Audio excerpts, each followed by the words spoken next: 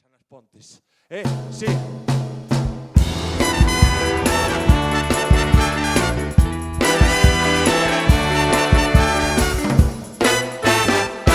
Cansado ya de aguantar a papá, decidí emanciparme. Y lo hice así, y una noche salí dispuesto a desahogarme. A un dancing fui con mi traje caqui de color verde Nilo.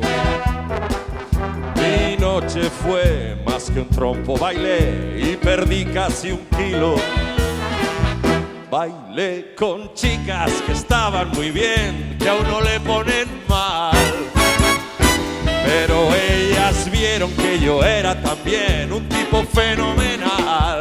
¡Como mi Asponte! La la la la la la la la la la la la la. ¡Fuerte!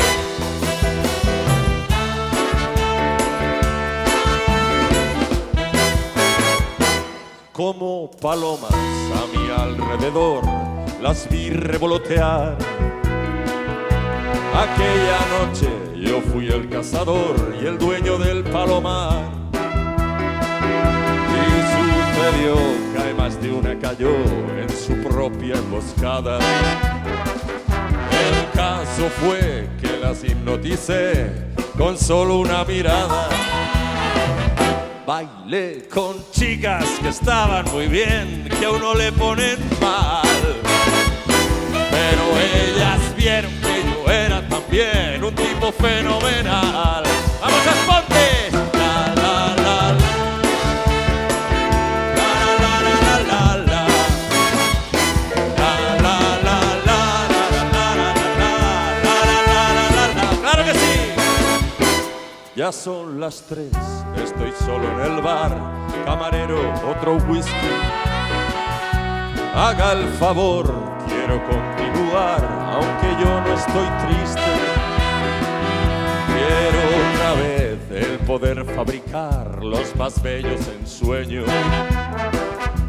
Puedo pagar, un obrero yo soy, otra copa y me marcho. Bailé con chicas que estaban muy bien, que a uno le ponen mal.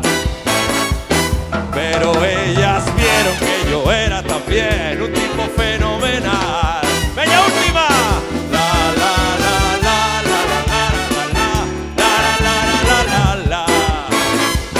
La la la la la la la la.